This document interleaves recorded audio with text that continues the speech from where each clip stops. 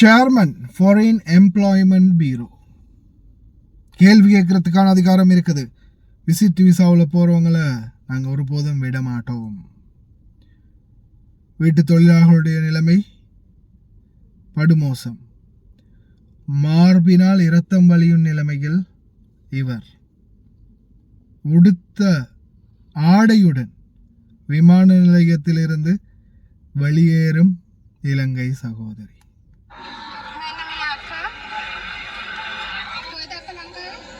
அஸ்ஸலாமு அலைக்கும் வரஹ்மத்துல்லாஹி வபரகாத்துஹு. அன்பார்ந்த அனைத்து உறவுகளுக்கும் இனிய மதிய வணக்கம். இலங்கை வெளிநாட்டு வேலைவாய்ப்பு பணியகம் Chairman Foreign Employment Bureau. The Foreign Employment Bureau has the right to question anyone traveling abroad for work on a visit visa. வெளிநாட்டு வேலைவாய்ப்பு பணியக அதிகாரிகளுக்கு கேட்க உரிமையுண்டு. யாராவது ஒருவர் வேலைக்காக சுற்றுலா விசாவில் செல்வதாக இருந்தால். If someone leaves the country for employment using a visit visa, it's illegal. All foreign travel for work must follow the proper legal process. நிறைய பேர் நாட்டை விட்டு வெளியேறாங்க விசிட் விசாவில், ஆனால் வேலைக்காக. ஆனால் அது சட்டவிரோதம். வேலைக்கு போகிறதாக இருந்தால் சரியாக வேலை விசாவில் மட்டுமே போக வேண்டும். லீகலான, அதாவது சட்ட ரீதியான எல்லா நடவடிக்கைகளையும் முகம் கொடுக்க வேண்டி வரும் அப்படி செய்தால். இதை வார்னிங்காக கொடுத்துருக்கிறாரு சேர்மன், வெளிநாட்டு வேலை வாய்ப்பு பணியகம் இலங்கை. விசிட் விசாவில் போகக்கூடாதான். சரி, ஓகே, அப்படி போனால் அது சட்டவிரோதம். ஆனால் தொழிலாளர்களுக்கு நடக்கக்கூடிய அநீதிகளை பற்றி தட்டி கேட்பதற்கு யார் இருக்கிறார்கள்? தொழிலாளர்களுக்கு கிடைக்க வேண்டிய நியாயம் கிடைக்கல. இதில் இப்போ ரீசெண்டாக இந்த சகோதரர் ஒரு வீடியோ போட்டிருந்தாரு. சரியா, அவருடைய வீடியோவை நான் அட்டாச் பண்ணுறேன். ஒரு சகோதரிக்கு வெளிநாட்டில், அது என்னடா அது வெளிநாடா இல்லை வேற எங்கேயுமாடா அப்படின்ற மாதிரி ஒரு சிந்தனை வரும். அந்த வீடியோ பார்த்தீங்கன்னா ஒரு சகோதரியுடைய பாத்ரூம் நிறைஞ்சு வழியுது. அவங்கள அந்த தரையில் தூங்க வச்சிருக்கிறாங்க. அந்த தரையும் அந்த அவங்களுக்கு இருக்கக்கூடிய ரூமையும் பார்த்தா என்னடா வெளிநாட்டில் இருக்காங்களா இல்லை சொந்தமாக அவங்க நாட்டில் வீட்டில் இலங்கையிலே வீட்டில் இருந்துட்டு இந்த மாதிரி வீடியோ போடுறாங்களா, இப்படி வெளிநாடா அப்படின்னு நீங்கள் யோசிக்கக்கூடிய அளவுக்கு இருந்துச்சு அந்த வீடியோவில். அந்த மாதிரியும் தொழிலாளர்களுக்கான நிலைமை இருக்குது. இப்போ ரீசெண்டாக இன்னொரு வீடியோ பார்த்துருப்பீங்க. இந்த சகோதரிக்கு நடந்த சம்பவம். இப்போ ரீசெண்டாக ஒரு சகோதரர் வீடியோ ஒன்று போட்டிருந்தாரு. மார்பகத்தால் இப்போ 2 குழந்தைகளையும் வச்சுட்டு கணவன் மனைவியை மீட்டு தருமாறு கேட்டிருக்காங்க. மார்பால் கூட இரத்தம் வடியக்கூடிய நிலைமை. இந்த சகோதரியுடைய நிலைமை அப்படி. அதே மாதிரி போனஸ் கேட்டாலோ அல்லது சம்பளத்தை கேட்டாலோ கடைசியில்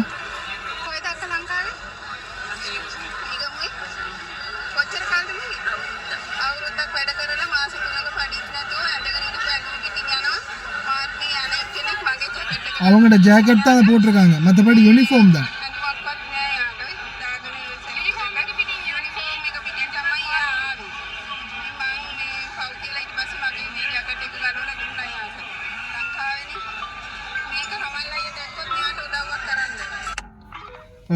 பாருங்க, இந்த மாதிரியான நிலைமை. உடுப்போட தூக்கி அனுப்பி விட்டுருக்காங்க. என்ன ஒரு அநியாயம் நடக்குது. ஆனால் இந்த அநியாயம் விசிட் விசாவில் வந்தவங்களுக்கு நடக்குது. லீகலாக நீங்கள் போனீங்கன்னா தான் எங்களுடைய உதவி கிடைக்கும். வெளிநாட்டு வேலை வாய்ப்பு பணியகம் நீங்கள் சட்ட ரீதியாக போனால் மட்டும்தான் நாங்கள் உங்களை கவனிப்போம். இவங்க சட்டவிரோதமாக வந்திருக்காங்க. பீரோ கட்டி எல்லாம் செஞ்சு எக்ரிமெண்ட் பண்ணி எல்லாம் சைன் பண்ணி எல்லாம் செஞ்சு தானே வந்திருக்காங்க. அப்போ எங்கள் வெளிநாட்டு வேலை வாய்ப்பு பணியகம் எங்கே? அவ்வளவுதான். சட்ட ரீதியாக வந்தாலும் எந்த ஒரு நியாயமும் இல்லை, சட்ட விரோதமாக வந்தாலும் எந்த ஒரு நியாயமும் இல்லை. தொடர்ந்தும் எங்களுடைய தொழிலாளர்கள் நாடு கடத்தப்படுறாங்க. அதாவது முக்கியமாக சம்பளம் கொடுக்காம நாடு கடத்தப்படுறாங்க. சிலர் வந்து இப்போ உங்களுக்கு இந்த மாதிரி ஒரு பிரச்சனை வரும்போது இன்னொரு வீடியோவும் இருக்குது. இந்த சதீஷ் வேலு போட்டிருந்தாரு. வணக்கம், முக்கியமான பதிவு. இந்த பதிவை இந்த பாருங்க, பெண்கள் பாருங்க, பார்த்தா தான் தெரியும். ஒரு அம்மா வந்து ஸ்ரீலங்கா நாட்டில இருந்து சேர்த்தக்கூடாதோ பாலைவனத்துக்கும் கூட்டி வந்திருக்க. எனக்கு சாப்பாடு இல்லை, இந்த நாட்டுக்கு அனுப்பி வைமானே, என்ன காப்பாத்தையா. என்னால குடும்ப தாங்க அனுத்துறல்ல, சாப்பாடு இல்லை, போன் இல்லை, போன ஒழிச்சு நாங்க டாய்லெட்டுக்குள்ள நின்று அங்க வைக்கிறேன். இப்ப பாலைவனத்துக்கு வந்திருக்கேன், எங்க வந்து ஆடு மாடு பார்த்து பாக்குறேன். இதுதான் நிலைமை. ஆனால் எங்களுடைய தொழிலாளர்கள், நான் உங்களுக்கு மெயினாக ஒன்று சொல்கிறேன். இப்போ இவங்க லீகலாக போகிறவங்களுக்கு நாங்கள் உதவி பண்ணோன்னு சொல்கிறாங்க தானே, அந்த உதவியை நீங்கள் பெற்றீங்களா? அதுதான் முதல் கேள்வி. ஏன்னா நாம் நிறைய வீடியோ பப்ளிஷ் பண்ணியிருக்கோம். இலங்கை வெளிநாட்டு வேலைவாய்ப்பு பணியகத்துக்கு போன கணவருக்கு எவ்வளோ கேவலமான கேள்விகள் கேட்டிருந்தாங்க நுவரெலியாவில். அந்த வீடியோ, அந்த செய்தி பேப்பரை கூட நான் போட்டிருந்தேன். இப்போ இந்த மார்பகத்தால் அழுத்தம் வழியுது அப்படின்னு சொன்ன அந்த சகோதரியுடைய சம்பவம் இந்த செய்தியில், தமிழன் அப்படின்ற அந்த செய்தியில் போட்ட தகவலே அதை தெளிவாக குறிப்பிட்டிருந்தாங்க.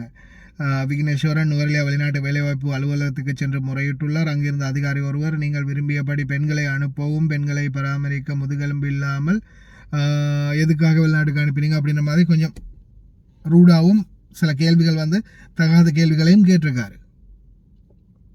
இந்த மாதிரி சம்பவம் நம்ம எக்ஸ்போஸ் பண்ணியிருக்கிறோம். அதே மாதிரி நீங்கள் உங்களுக்கு ஒரு பிரச்சனை வரும்போது ஒவ்வொருவர்கிட்ட முறையிடுறதுக்கு முன்னாடி, வீடியோ பார்க்கறதுக்கு முன்னாடி இந்த அதிகாரிகள்கிட்ட முறையிட்டீங்களா? அதே மாதிரி வெளிநாட்டு வேலைவாய்ப்பு பணியகம் நல்லா தெரிஞ்சுக்கோங்க. நீங்கள் வெளிநாட்டுக்கு வரும்போது உங்களுடைய வெளிநாட்டு முகவர் தான் எல்லாத்துக்கும் பொறுப்பு. முகவர் உங்களுக்கு, அதாவது ஏஜென்ட் வந்து உங்களுக்கு எந்த உதவியும் பண்ணலைன்னா அடுத்த கட்டமாக வெளிநாட்டு வேலைவாய்ப்பு பணியகத்துக்கு நாம் போய் முறையிடணும். வெளிநாட்டு வேலைவாய்ப்பு பணியகம் வந்து இலங்கை தூதரகத்துக்கு, குவைத்தா, கத்தாரா, ஒமானா, பஹ்ரைனா, சவுதியா, துபாய், எந்த நாடோ அந்த நாட்டுக்குரிய வெளிநாட்டு தூதரகத்துக்கு அறிவிப்பாங்க. இலங்கை தூதரகம், வெளிநாடுகளில் இருக்கிற இலங்கை தூதரகத்துக்கு அறிவிப்பாங்க வெளிநாட்டு வேலைவாய்ப்பு பணியகம். அதை தூதரகம் எடுத்து விசாரணை பண்ணணும். இந்த மாதிரி ஓவர் ரிஸ்கான பிரச்சனையாக இருந்தால் அதை வந்து இந்த நாட்டுடைய தொழிலாளர் சட்டத்துக்கு அமைய தொழிலாளர் திணைக்களத்துக்கு போட்டு அதை வந்து விசாரணைக்கு கொண்டு வரணும். அதுக்குரிய நியாயத்தை பெற்றுக் கொடுக்கணும். இந்த ப்ரொசீஜர் ஏதாவது நீங்கள் நடத்தினீங்களா? அதாவது நீங்கள் முயற்சி எடுத்தீங்களா? வெளிநாட்டு வேலைவாய்ப்பு பணியகத்துக்கு தெரிவித்து, தூதரகத்துக்கு தெரிவித்து, ஏஜென்ட்டுக்கு தெரிவித்து, இவங்க எல்லாருக்கும் தெரிவிச்சும் எந்த ஒரு பயனும் இல்லை அப்படின்ற பட்சத்தில் நாம் சோஷியல் மீடியாவில் நிறைய வீடியோக்கள் பப்ளிஷ் பண்ணியிருக்கோம், இன்னமும் பப்ளிஷ் பண்ணுவோம். இவங்களுக்கு முதுகெலும்பு இல்லை, இவங்க செயல்படலை அப்படின்றது தெரிய வரும்போது நாம் நிச்சயமாக உலகத்துக்கு இதை தெரியப்படுத்தணும், மக்களுக்கு தெரியப்படுத்தணும். அதை நாங்கள் செஞ்சுட்டு தான் இருக்கிறோம். இன்றைக்கு வரைக்கும் பல சட்ட சிக்கல்களை சந்தித்தாலும் இன்றைக்கும் நானும் தொடர்ந்து என்னுடைய முயற்சியை முன்னெடுத்து போயிட்டு தான் இருக்கிறேன். ஆனால் இதை செய்யுங்க. முதலாவது ஒவ்வொருத்தருக்கு, இப்போ எனக்கு நீங்கள் வீடியோ அனுப்பினாலோ இல்லை இன்னொருத்தருக்கு வீடியோ அனுப்பினாலோ எங்களால் வந்து சம்மந்தப்பட்ட அதிகாரிகளுக்கு தெரிவிக்க முடியும், சம்மந்தப்பட்ட அதிகாரிகளை ப்ரெஷர் பண்ண முடியும். ஆனால் அதிகாரிகள் கேட்கும்போது கேள்வி அவங்களுக்கிட்ட நாங்கள் பதில் வச்சுருக்கணும். இப்போ நான் ஒருத்தர் வந்து எனக்கு இந்த மாதிரி அடிக்கிறாங்க, பிரச்சனை பண்ணுறாங்க, என்னையை காப்பாற்றுங்க அப்படின்னு எனக்கு மெசேஜ் போடுறாங்க. நான் உடனே சொல்லுவேன், தூதரகத்துக்கு நீங்கள் அறிவிங்க அப்படின்னு நான் அவங்கள்ட்ட சொல்கிறேன். அதே நான் இவங்களுக்கு தூதரகத்துக்கு உடனே கால் பண்ணி, மேடம் இந்த பாருங்கள் அடிக்கிறாங்களா, உதைக்கிறாங்களா, எப்படியாவது காப்பாற்றுங்களேன் அப்படின்னு சொன்னாலும் அவங்களால என்ன பண்ண முடியும்? சம்மந்தப்பட்ட அதிகாரிகளுக்கு தெரிவிக்க முடியும். ஆனால் அதுக்கு ஒரு கம்ப்ளைண்ட் வேணும். யாருடைய கம்ப்ளைண்ட்? சர்ஃபானுடைய கம்ப்ளைண்டா? இல்லை, சம்மந்தப்பட்டவங்களுடைய கம்ப்ளைண்ட்.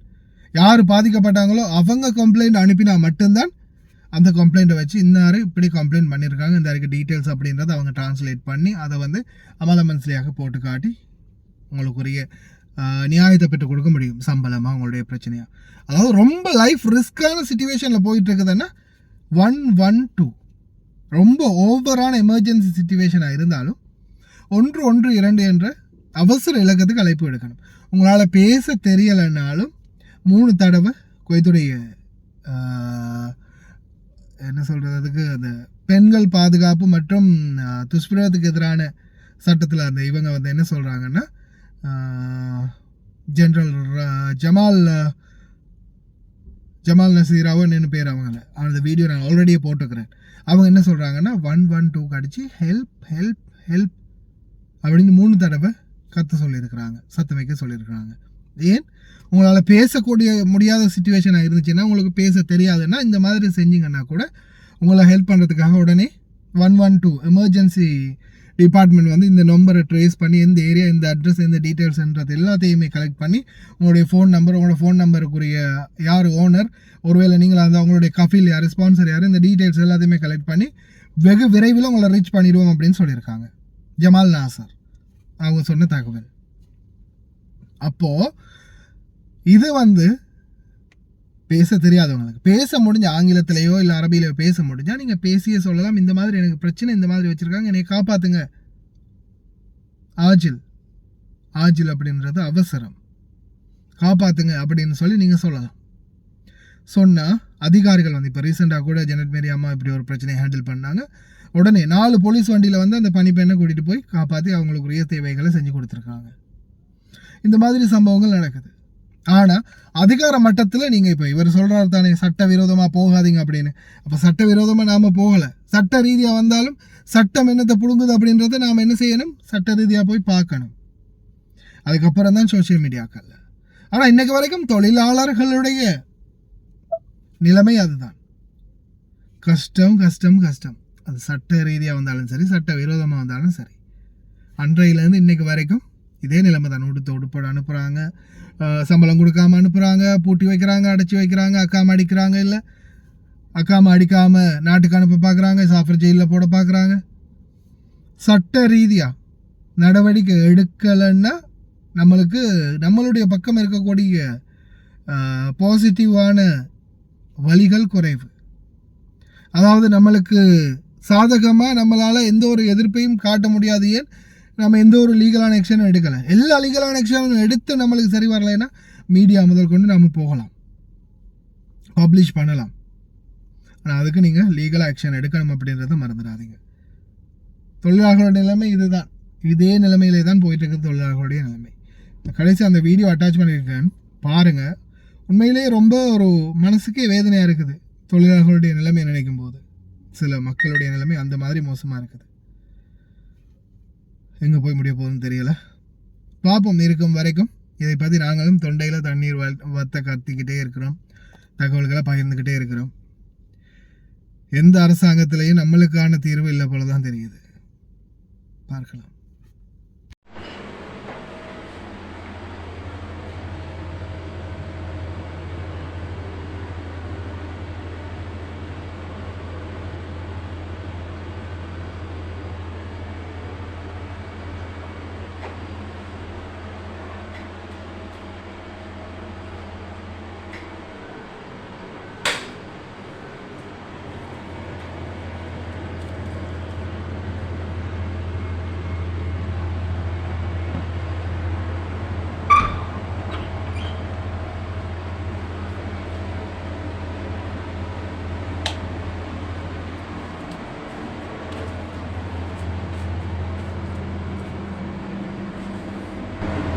பாருங்க, இதுதான் டொய்லெட் குழி மேலே தான் நான் படுத்துருக்கேங்க.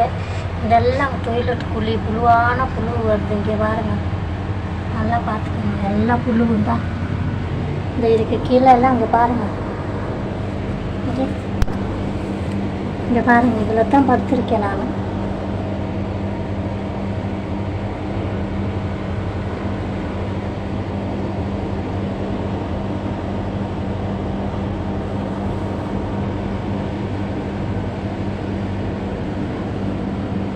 இதெல்லாம் டொய்லெட் குழிங்க பார்த்தீங்கன்னா. அதில் தான் பாயை போட்டு கட்டளை போட்டு படுத்துருக்கேன். சொன்னால் அந்த ஏஜென்சிக்கெல்லாம் சொன்னால் கேட்க மாட்டேங்கிறாங்க. சரியா?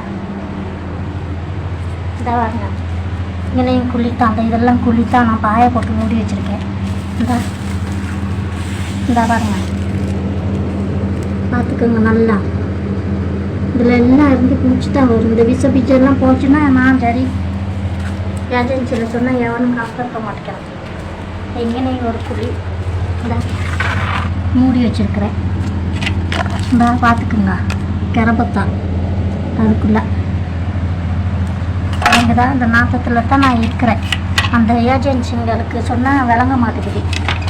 சரிங்க, என்ன செய்கிறேன்னு தெரியல. சம்பளத்தை வாங்கிட்டு தான் முடிவு எடுக்கிறது. நான் இதில் இன்னும் இருந்தேன்னா, இன்னும் 1 மாதம் இருந்தேன்னா நோய் செத்து தான் போடும். நான் ஸ்ரீலங்காவுக்கு போக இல்லாது பாருங்க.